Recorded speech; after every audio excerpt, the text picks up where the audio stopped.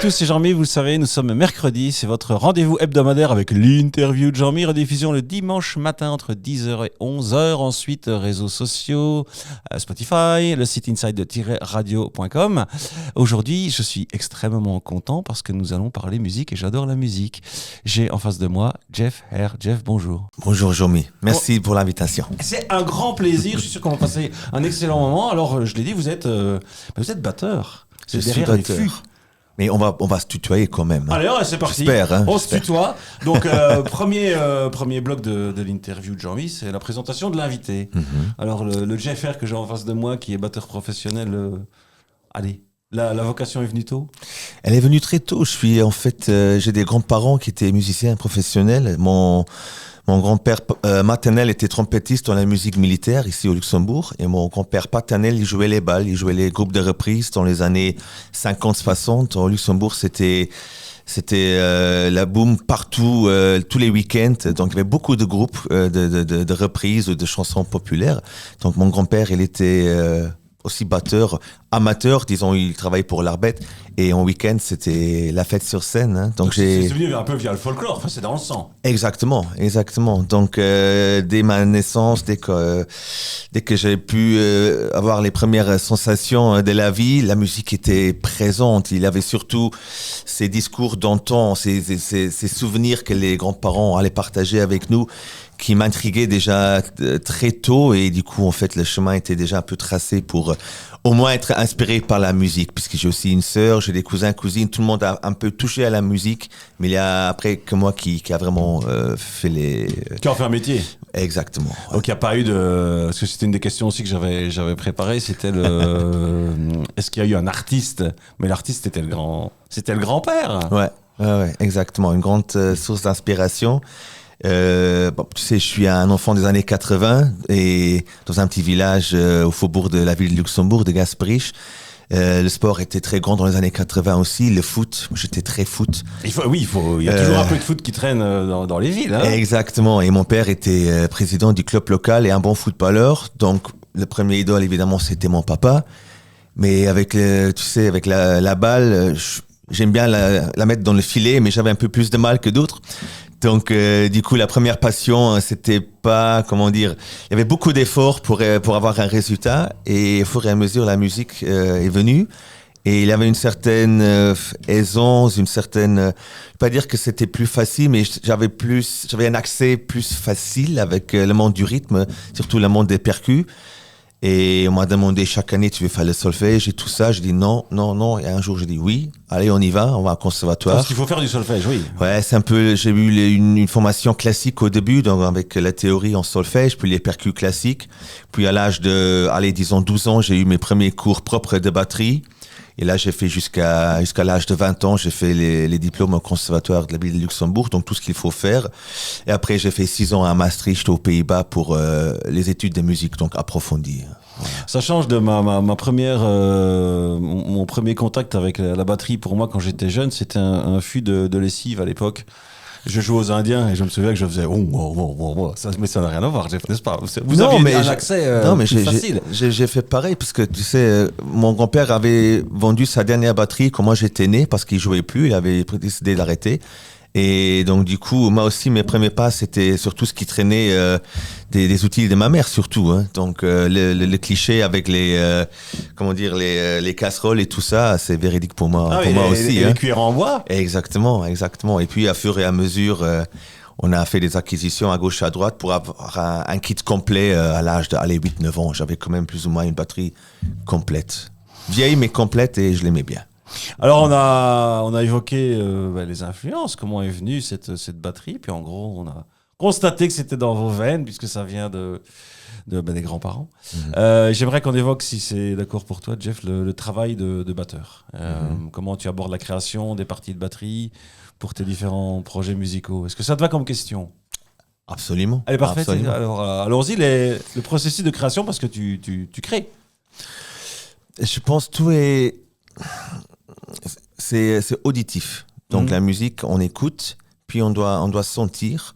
Et il y a des gens qui, ils font tout par mémorisation. et d'autres, ils ont besoin d'écrire des partitions, avoir des petites, comment dire, une trame pour le morceau. Oui. Et moi, en fait, je suis un peu entre les deux. Ça dépend du genre dans lequel je dois jouer. Si je joue des groupes de reprises, ce que j'ai fait quand j'étais plus jeune, tu as quand même un répertoire d'au moins 50 morceaux. Et donc là, il faut savoir s'orienter. Donc évidemment, pour chaque morceau, j'avais un peu les structures des morceaux. Ça veut dire j'ai écrit la longueur des différentes parties et derrière peut-être une phrase avec le style de groove que je devrais ou dois appliquer et aussi une notion pour le tempo. Et puis c'est parti. Tu as dit deux mots, groove et tempo. On vulgarise un petit peu tout ça pour nos chers auditeurs. C'est quoi la différence? Et pardon, je vais tousser un petit coup. Voilà. Alors, le tempo, c'est la vitesse de croisière d'un morceau. Donc, on a long, medium, fast. Donc, ça, c'est le tempo. Et dans le tempo, on va dire que c'est la grille, on va situer le groove. Donc, je suis persuadé que presque tous les êtres humains, ils ont du rythme. Déjà, notre cœur, il bat à un rythme régulier. J'espère, en tout cas pour vous, chers auditeurs, sinon il y a un souci.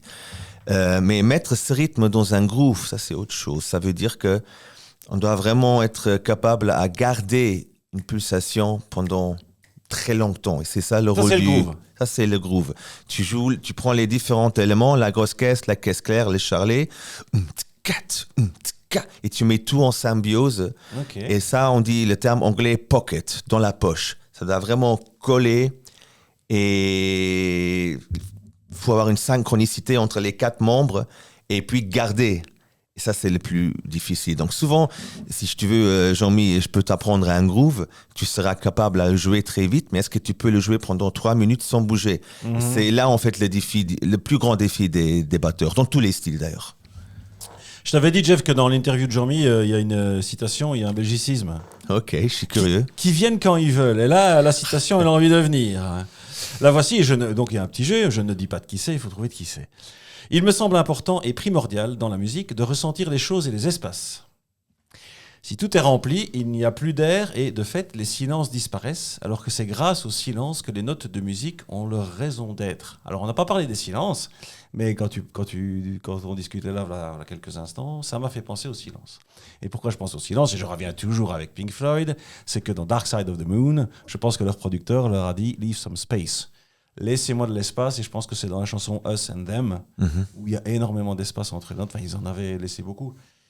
Je la redis un peu cette petite citation. Il me semble important et primordial dans la musique de ressentir les choses et les espaces. Si tout est rempli, il n'y a plus d'air et de fait les silences disparaissent, alors que c'est grâce au silence que les notes de musique ont leur raison d'être. Tu es d'accord avec ça déjà? Je pense que c'est Miles Davis qui a dit ça, non? Non, mais oui, tu sais mieux que moi si ça aurait pu être Miles Davis, mais non, il est plus contemporain et c'est Manu Katché.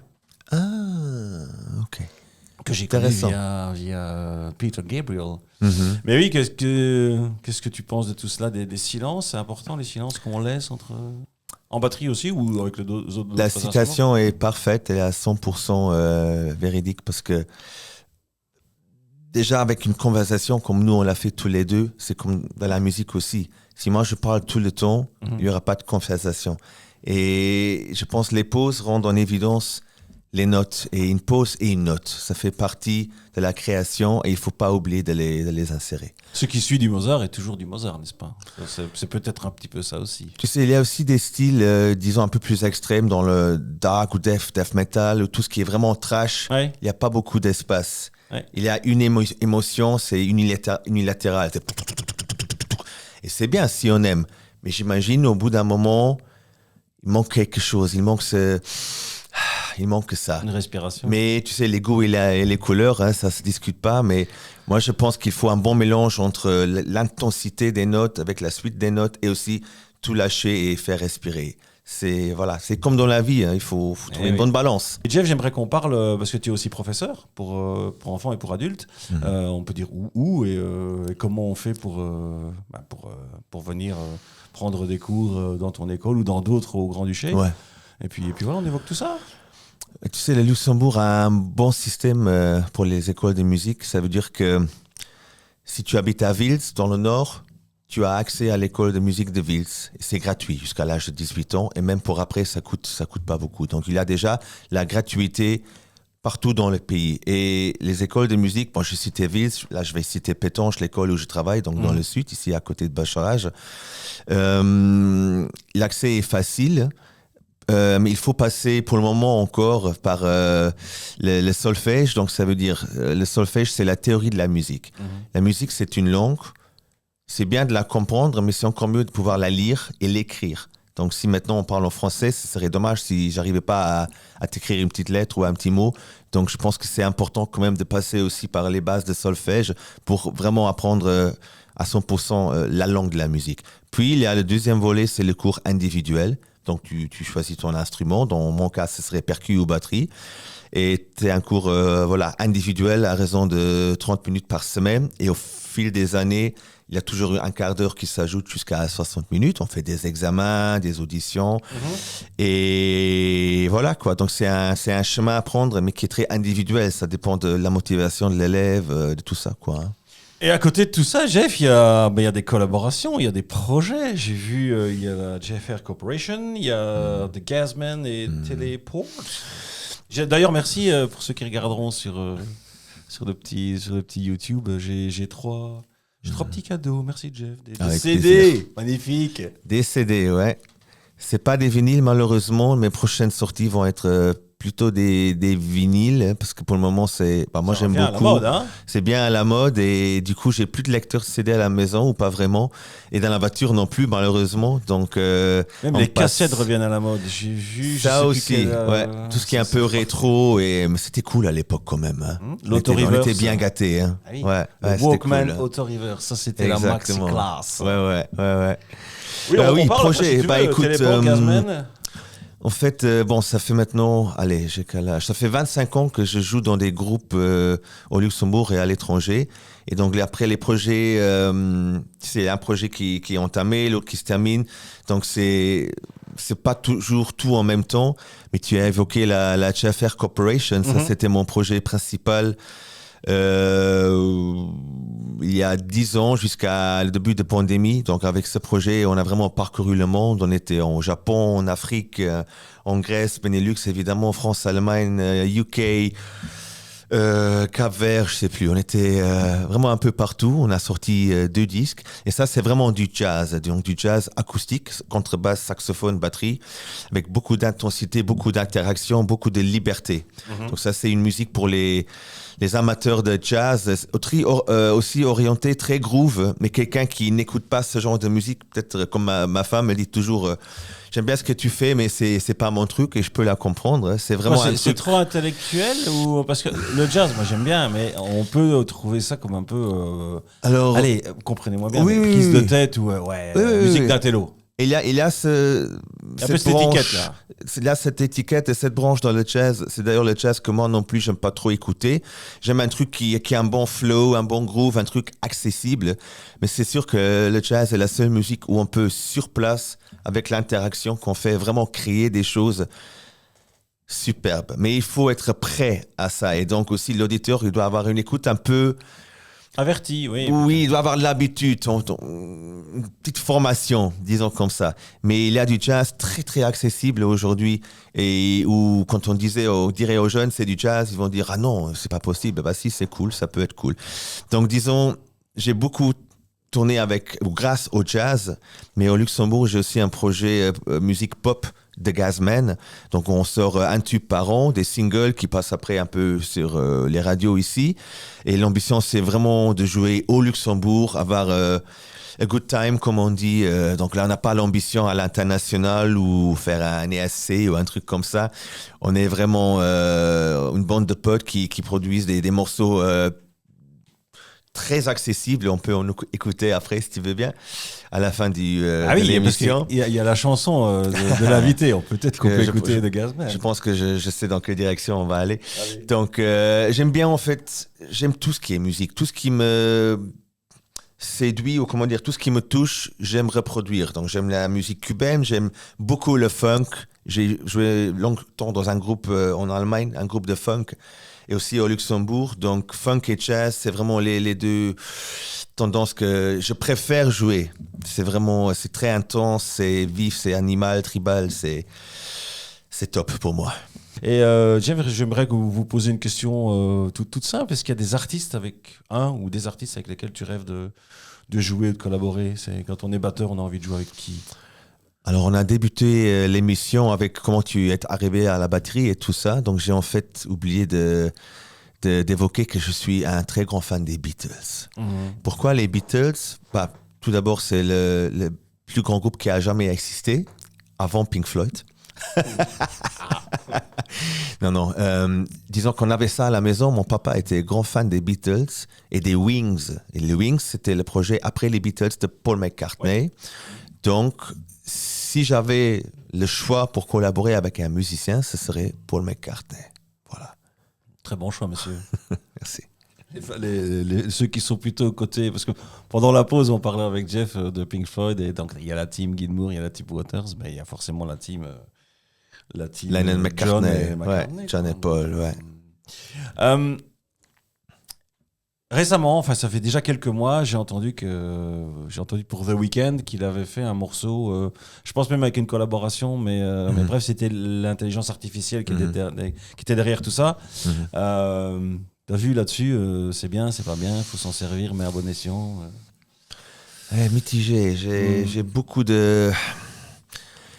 J'aime tout ce qui est progressif et j'aime tout ce qui est moderne et tout ce qui fait avancer la race humaine.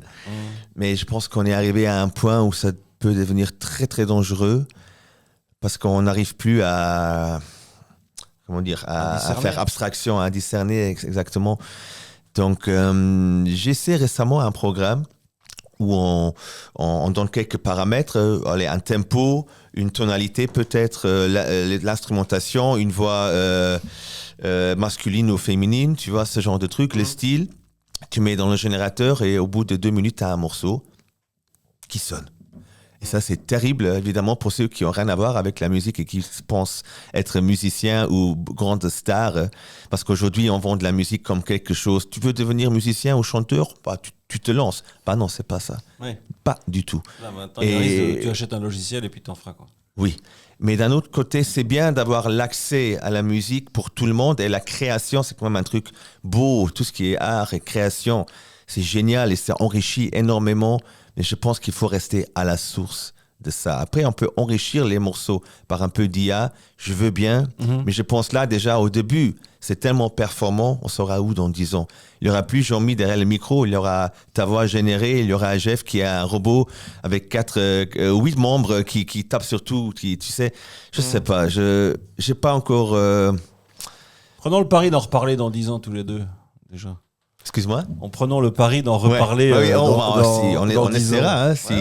Si les machines nous laissent parler, oui. Il y a donc la citation est arrivée, n'est-ce pas? C'était de Manu Katché un petit peu plus tôt. Et puis il y a toujours le belgicisme qui a envie d'arriver. Alors j'essaie toujours de réfléchir des belgicismes qui ont un trait avec le sujet. Ouais. J'en ai pas trouvé. Donc je me suis mis à la page batteur en me disant tiens, peut-être qu'il y a le mot batteur qui est un belgicisme, il y en a pas. Donc j'ai pris celui qui aurait été le suivant, c'est la bavette. Vous savez ce que c'est qu'une bavette, Jeff? En belge. Une bavette, c'est un truc à manger, non? Ouais, c'est la bavette mais non. Le Belge mange une bavette, mais il peut avoir une bavette en face de lui en mangeant sa bavette. Vous suivez? Parce qu'une bavette, dans les dictionnaires de Michel Francard, c'est une personne qui parle à l'excès, qui est très bavarde. J'ai perdu toute ma matinée avec cette bavette. Ok. On peut dire aussi un berdeleur. Un berdeleur. Qu'est-ce qui berdelle celui-là, je vous jure. En tout cas, nous berdelons très très bien. Et on arrive tout doucement à la fin. Il y a les bons moments, il y a avant la chanson de sortie, Jeff. Mais si c'était à refaire, vous referiez la carrière de batteur professionnel que vous avez embrassé il y a quelques années maintenant. Il y a eu des bons moments, il y a eu des émotions. C'est quand même, tu sais, on s'amuse quand même beaucoup en tant que musicien. Il faut le dire, cher auditeur. C'est très très cool. On ne devient pas forcément riche. Ce que nous on consomme, les grandes stars qui ont réussi, c'est vraiment juste peak of the iceberg. Et tout en dessous, il y a des millions de super bons musiciens qui arrivent à vivre avec, qui font une vie et qui ont une belle, une belle petite carrière locale ou régionale. Et si tu me demandes comme ça, oui, je le regrette pas, mais d'un autre côté, c'était pas un choix, c'était vraiment naturel. Je n'étais pas trop fort à l'école, je n'étais pas trop intéressé. Et du coup, la musique, elle m'a sauvé. Et c'est ça aussi, c'est que la musique peut. Ça m'a donné une ça fait idée du bien. de ce que je voulais faire et ça m'a donné la motivation pour faire mon bac, etc. Les études, il y avait que ça en fait dans le temps là, à l'époque. Aujourd'hui, je dirais aussi, c'est bien de faire un peu de droit ou d'économie. Oui. C'est là où l'argent y est, mais moi, je suis plutôt un mec une personne qui est très émotionnelle et le cœur qui parle ou l'émotion. Donc, voilà, pas trop cérébral. Allez, c'est parfait, Paul. Le petit devoir de sortie. Déjà, un grand merci. C'était extrêmement enrichissant, Jeff. Merci, Jean-Mi. Merci. Longue vie à la batterie, n'est-ce pas? Et Longue puis, chanson de sortie. J'ai l'impression qu'on va prendre une composition de Jeff R. Ou je me trompe. Alors déjà, pour donner une idée de ce que je fais, on peut aller sur mon site web, jeffr.com, très facile à trouver. Ou sur Google, vous mettez mon nom et vous allez trouver tout de suite. R, H-E-2-R. Voilà, et avec un trait d'union entre Jeff et R. Hein. Voilà, Jeff, moi, R. Je suis sur les réseaux, Facebook, Insta, Tinder. Ah non, ça c'est plus un réseau, ça je suis plus. Si. Non, chérie, je t'aime beaucoup. Donc déjà, j'ai beaucoup, j'ai beaucoup de musique dans différents genres, donc on peut tout trouver sur mon site. Et je pense aujourd'hui, ce serait bien de lancer le dernier morceau des Gasmen qui s'appelle The Maker of Rules. Voilà. The Maker of Rules from the Gasman. Yeah. Eh bien, merci Jeff. Merci, on écoute Jean-Mi. ça. Hein. On écoute ça. Et puis, encore une fois, longue vie à la batterie. Merci d'être venu ce matin au micro d'Inside Radio. Quant à moi, comme d'habitude, je redisparais pour une semaine pour mieux renaître de mes cendres tel un phénix la semaine prochaine. Et d'ici là, mes chers auditeurs, quoi que vous fassiez, faites-le bien. Ciao. Ciao.